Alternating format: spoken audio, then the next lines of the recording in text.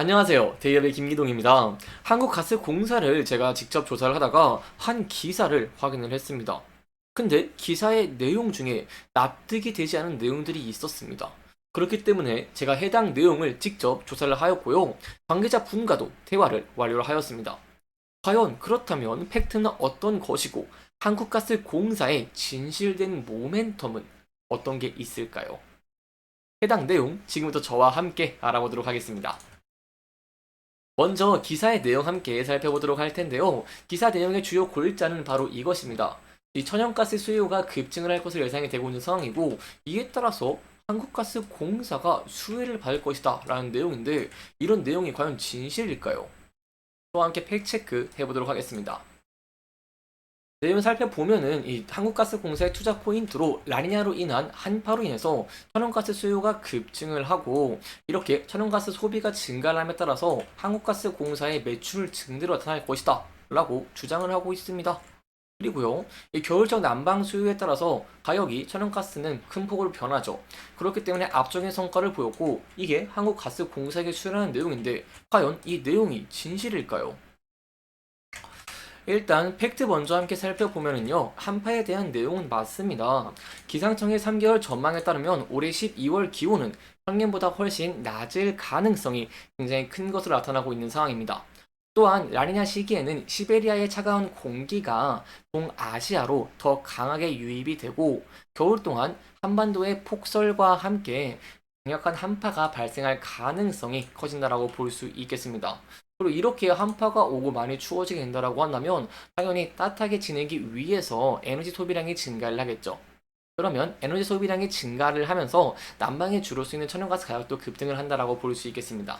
일단 여기까지는 팩트입니다. 이 팩트 한번 정리해 보면은 올해 겨울 기온은 평년보다 낮을 가능성이 굉장히 크고, 라니냐 시기에는 이 한파 발생 가능성이 높다라고 할 수 있겠죠.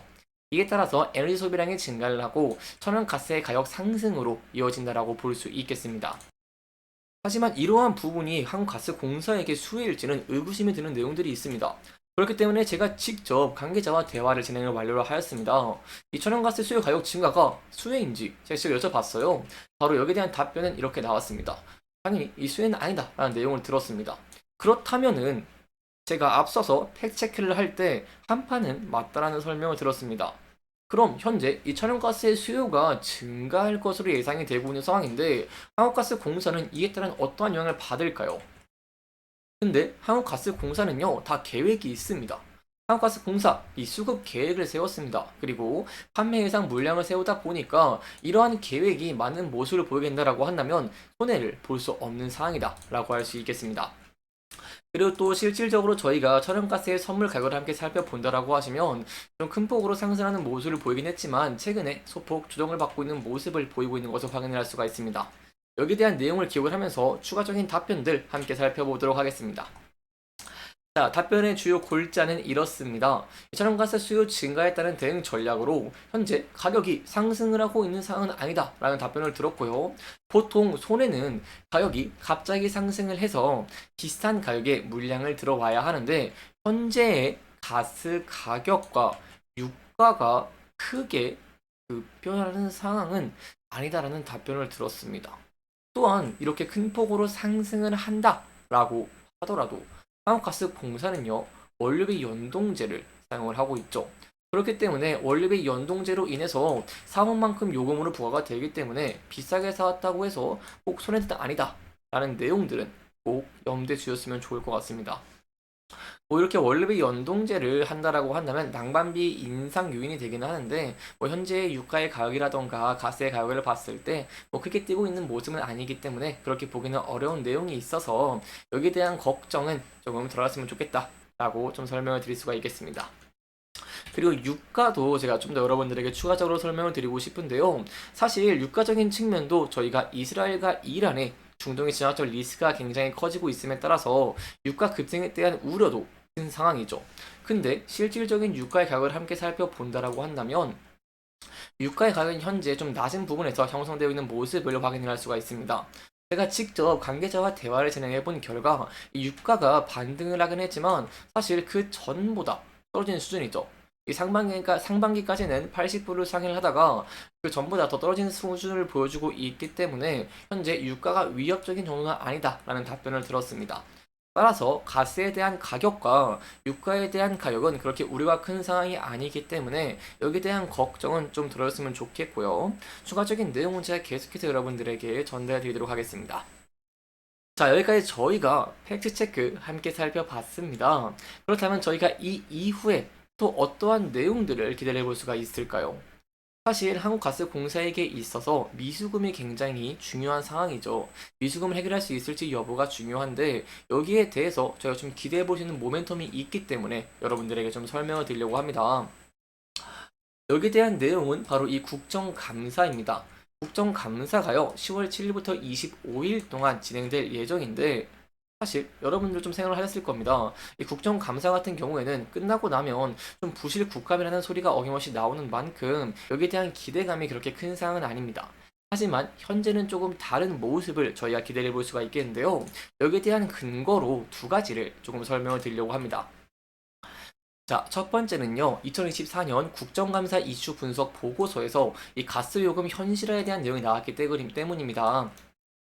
그렇기 때문에 이 가스요금 현실화 주요 국감 이슈 중에 하나가 될 예정이다 라는 내용들을 저희가 좀 확인할 수가 있고요. 그 이후에 도시가스의 원가 반영이 현실적으로 이루어져야 된다라고 하면서 여기에 대한 내용들을 강력하게 주장을 하고 있기 때문에 만약 국감에서 긍정적인 내용이 나온다라고 한다면 이에 따른 수혜도 저희가 기대해 볼 수 있겠습니다. 그리고 두 번째로 중요한 부분이 현재 이러한 부채에 대한 이슈가 굉장히 커지고 있는 상황입니다. 뭐 한국전력공사라던가 한국가스공사, 한국철도공사 등 이 공공요금 관련 5개의 공공기관의 부채가 전체 공공기관 부채의 절반가량을 차지하고 있는 것으로 나타났고, 이에 따라서 이러한 공공기관의 재무 건전성 개선이 시급한 과제로 떠오르고 있는 상황입니다. 따라서 정부의 입장에서도 이러한 내용들을 과시할 수가 없기 때문에 이러한 내용들이 과연 국감에서 긍정적인 내용들이 나오면서 이로 인해서 한국가스공사가 수혜를 받을 수 있을지, 하나의 모멘텀으로 작동할 수 있을지에 대한 여부는 함께 지켜보시는 게 굉장히 중요할 것 같습니다.